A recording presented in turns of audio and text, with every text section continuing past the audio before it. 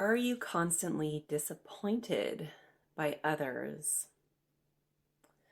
I am going to share 3 ways to help you feel more satisfied and engage in more mature relationships that will be much more life-giving and life-affirming if you're a person who finds you are constantly disappointed with the behavior of others.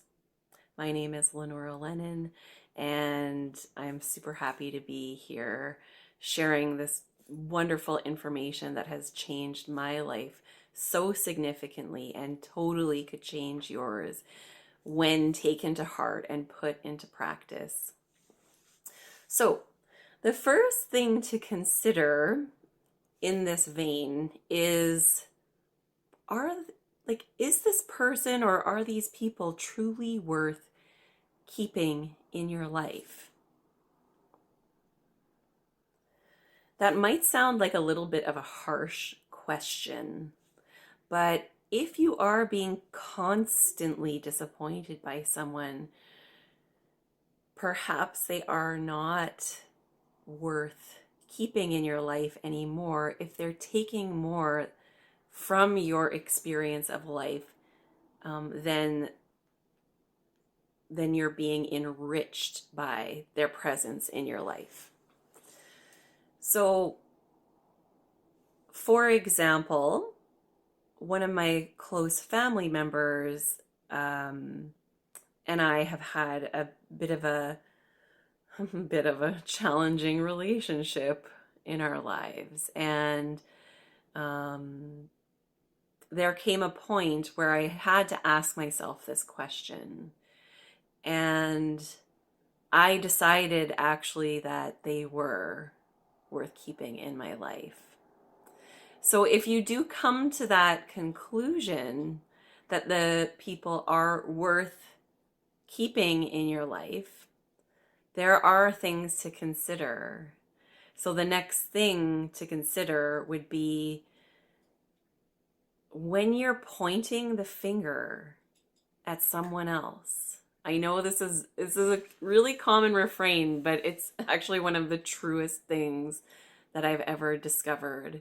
When you're pointing a finger, first of all, feel how nice that feels. It feels terrible. But guess what? There's 3 pointing back at you. So yes, the person you're pointing the finger at probably is wrong. But there's nothing that you can do to make them change if they're not willing. So the only control that you have, if you've decided to keep this person in your life, is to look at those fingers pointing back at you. And, to be fair, most of us are not even aware of this. Most of us have not been raised to self-reflect. It's pretty common for human beings just to point, blame, blame, blame.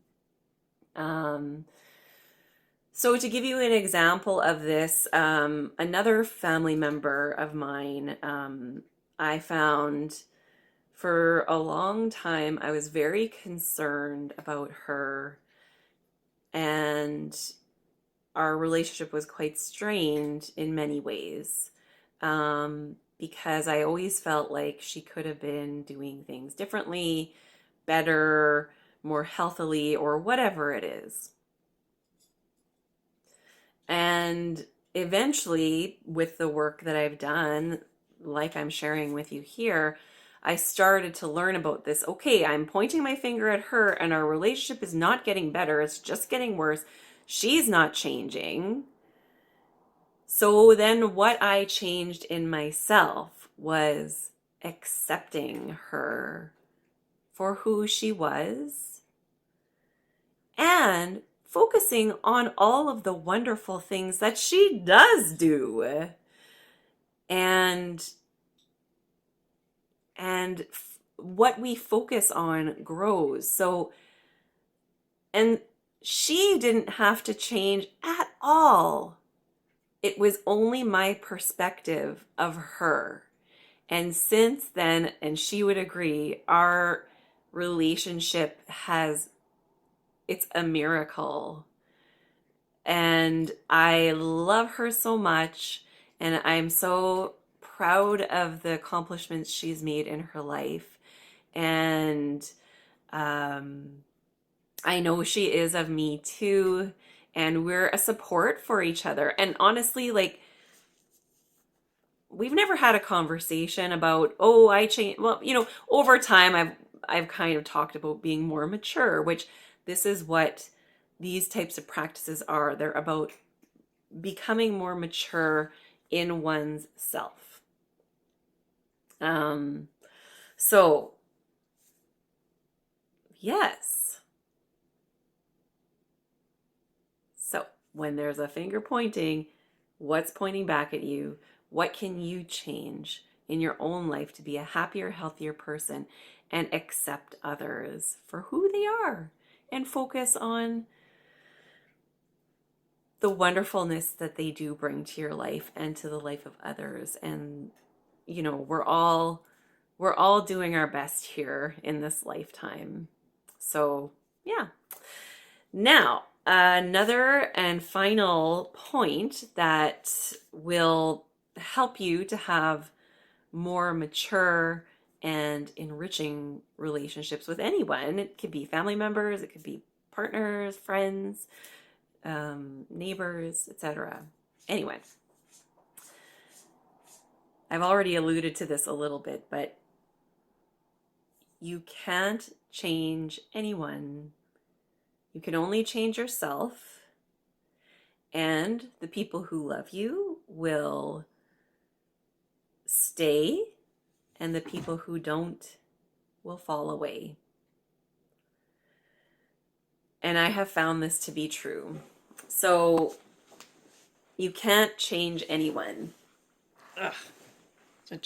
Adjusting.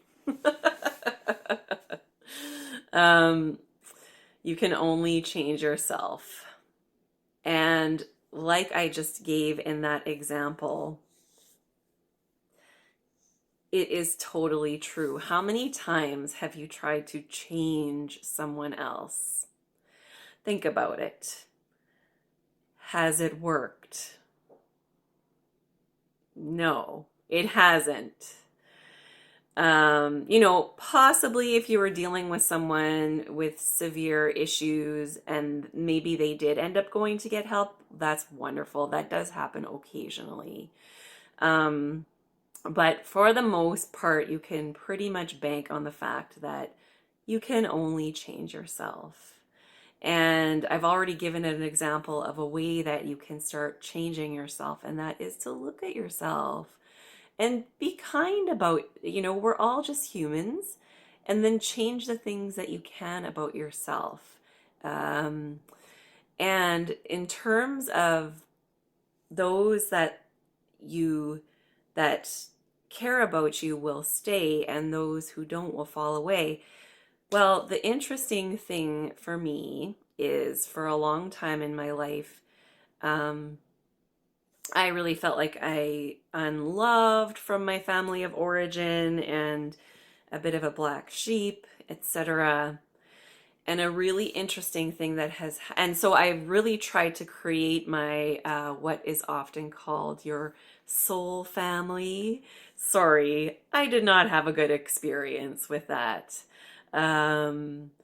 It sounds so, romantic and lovely. And that's great if you've been able to find that in your life. Seriously, I kudos. But in my experience of this and trying to do this because I was so desperate to find a new family because I felt so dissatisfied with the one that I started from in many ways. I since then have changed my opinion of that.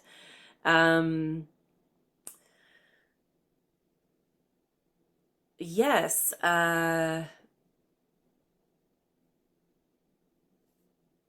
So the strange thing is these soul family members, they're the ones who fell away.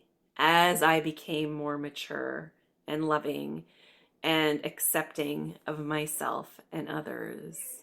And here's one of my family members here.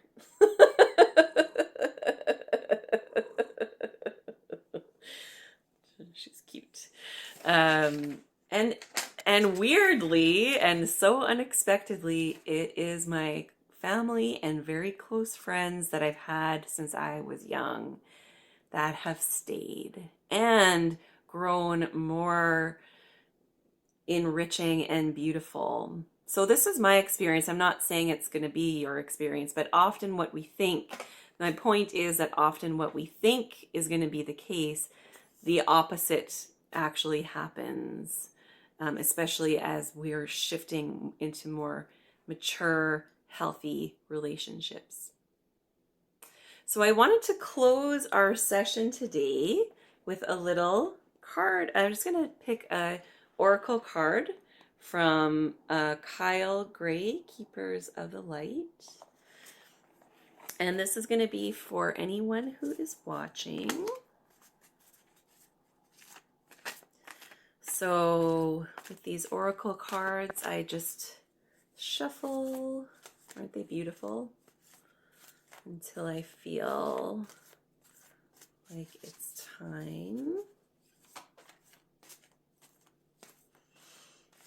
And okay, let's see here. We have, ooh, beautiful Freya.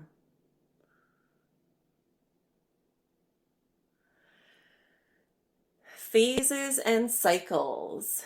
There is a beginning within every ending. Illusions are revealed and released. There is a beginning within every ending. Illusions are revealed and released. I don't think I need to say more than that. So good luck to you with revealing and releasing your illusions. And have a lovely day. Mwah.